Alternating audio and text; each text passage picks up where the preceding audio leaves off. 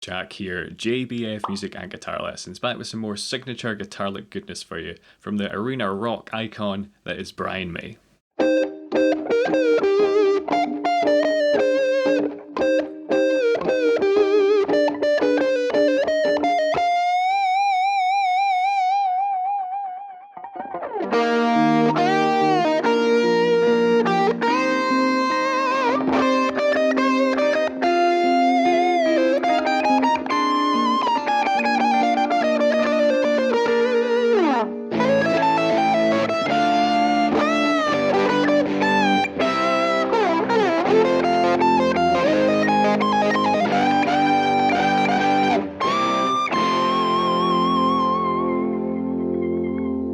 Alright, new gimmick, here's a quick click to incentivize some new subscribes.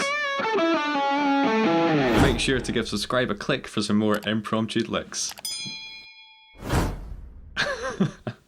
But alright, here we've got 3 licks in ascending difficulty, exploring different areas of Brian May's lead guitar playing style, as well as some trademark traits you'll find in his solos. The tabs with PDF, PNG, and guitar profiles are up on patreon.com/JBFmusic if you want them. If you enjoy this kind of thing or the content I put out in general, then please do let me know with a like and a comment. Both are so helpful for growing the channel, as well as the visibility of this specific video. It pops up in more searches and makes it much easier for other players to find the sort of content they're interested in watching.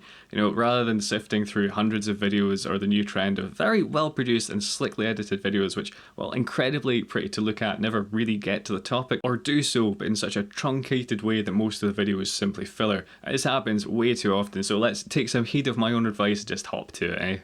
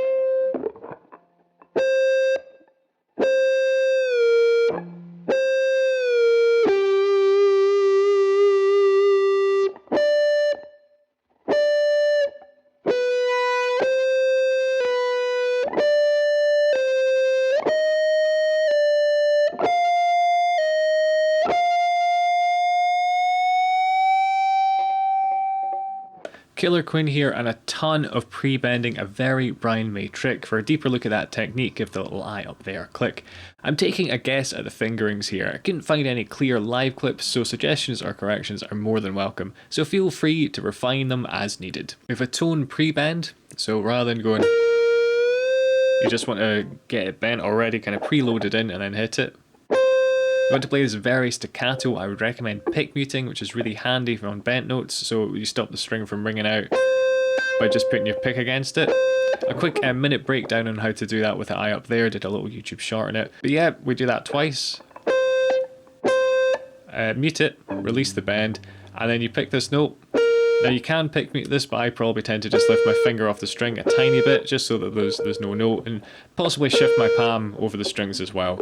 Then we're going to pre-bend it again, release it to pitch, pick this next note, and add vibrato. Another staccato note here. I'd probably again just lift my finger up a smidgen on this left hand here rather than doing a pick mute on this. The next few notes here, we're just picking them. Little pull off. This note here with some vibrato. He uses quite a wide vibrato, so don't be afraid to give it, you know, a good wiggle if you want to. I don't want to derail this video too much by diving into technique rabbit holes, so feel free to give the eye up there a click if you want some quick tips on keeping a smooth, controlled vibrato. There's a little bit of string noise here, which I've notated with that crosshead. I haven't done much about it, but as you're kind of getting the pre-bend ready, you'll probably hear a kind of a little kind of string noise in there anyway. But I've marked it in nonetheless to get the lick as authentic as possible. Really similar to bar 1, we're pre-bending again. probably a pick mute, the pre-bend again, then release. Then what you want to do is pre-bend again that second time, release the pitch, and pick this 12th fret again with a kind of smooth, quite wide vibrato if you can get it. Then we've got a really awesome picking accent, picking the first 3 notes. Then using pull-offs, so I'm going to pick these and then pull off.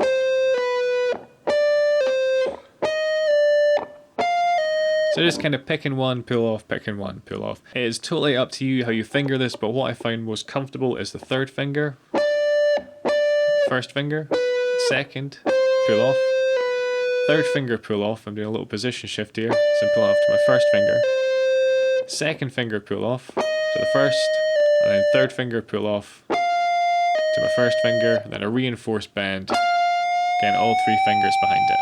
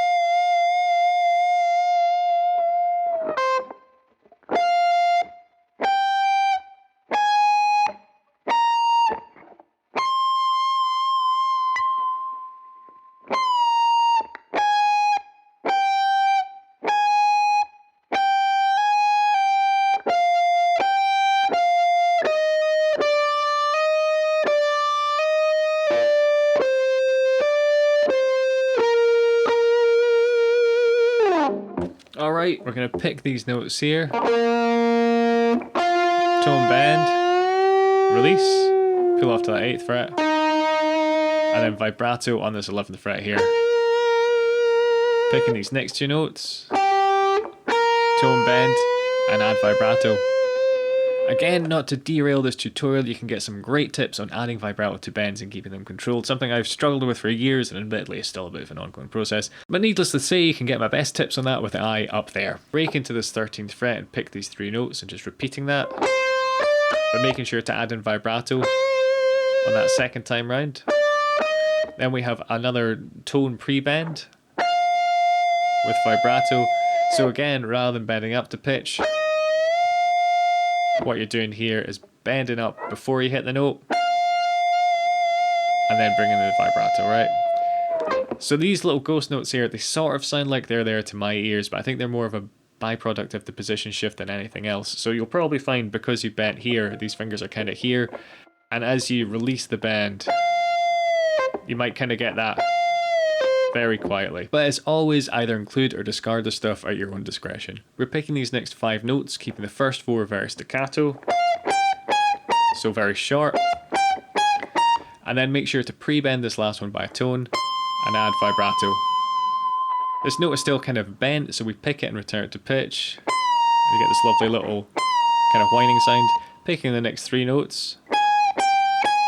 Now, what I will say here is I've tabbed it out as a kind of standard time, but I think he just kind of rushes, kind of leans back and then rushes the beat a little bit. So rather than playing it straight, like it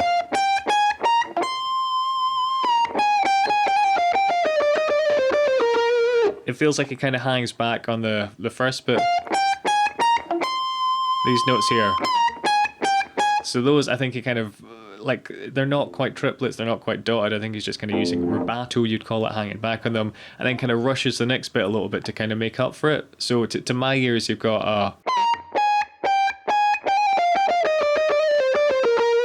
kind of like stretching the time and then compressing it to make sure it all adds up to the same amount. But okay, let's break this down. There is a gear shift here and it might sound intimidating, but it's probably not as tough as you'd think. It might take a while to get the speed fluid, but the trills really help make it less strenuous. So what we're doing is picking this note here, got this little trill here, just picking 15, hammer onto 16, pull back off. Gonna pick these 5 notes and hammer on. Gonna pick this 15th fret again, hammer on 16, pull back off to the 15, and then picking these last 5 notes. Alright, and this is the toughest part of the lick, so we'll just go through bar 9 a couple more times here.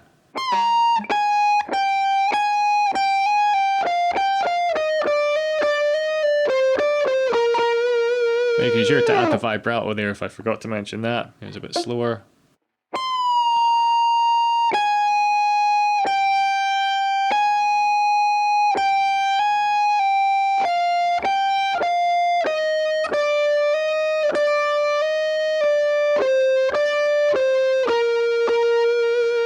So hopefully you'll start to feel that because the trills when we're hopping over the strings, and it does make playing it a little bit easier.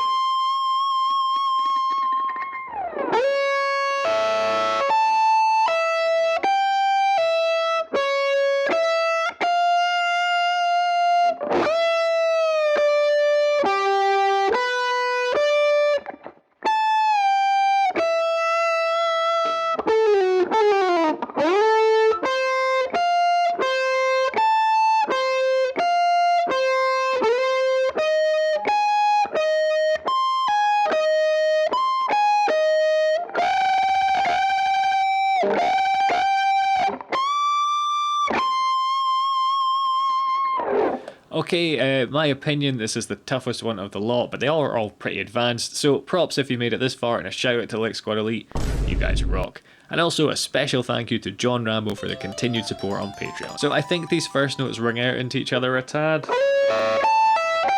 Up to yourself whether you do that or not, but either way you want to slide into this 14th fret, just pick these next notes, pull off, pick, pull off, picking these next 3 notes, add vibrato. You want to rake into this 15th fret, and again we have a pre-bend, so you're rather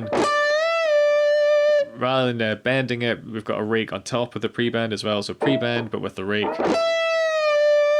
Right, so you're releasing that, picking the next 5 notes,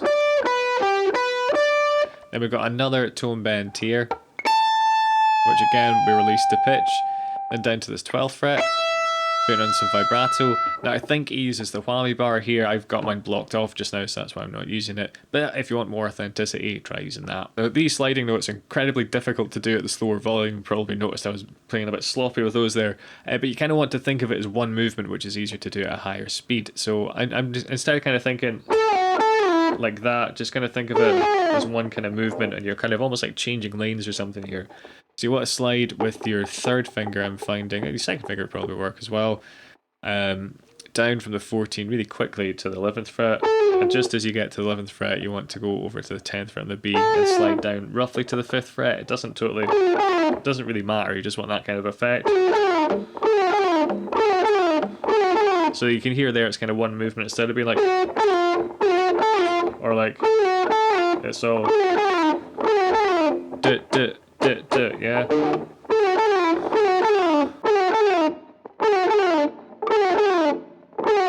So I suppose if you kind of focus on this note and this note, then this 11th fret will just kind of take care of itself. But then we're sliding all the way back up to this 14th fret.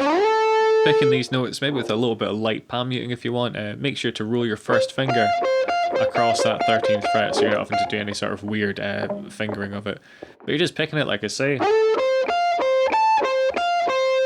Sliding up and doing more or less the same thing, but starting on the 17th fret. And here it changes, so we go into triplets. So we got these 3 notes here.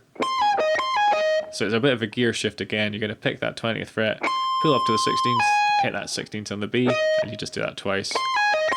So I'll just do that bar.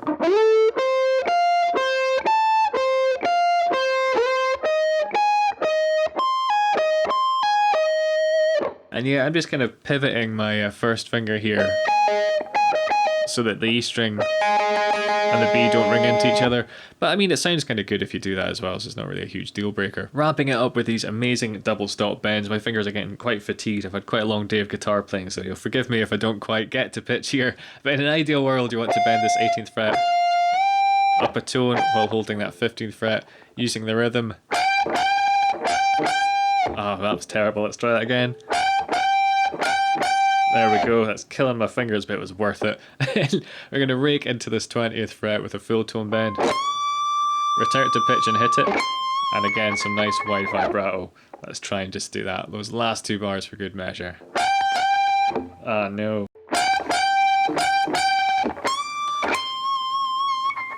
Click there for more iconic classic rock licks. This has been Signature Guitar Licks, that's the playlist there. But yeah, hit subscribe to keep up to date with the channel, leave me any suggestions, check out the tabs on my Patreon and enable all notifications by ringing that little bell on the side, if you feel so inclined. Cheers guys.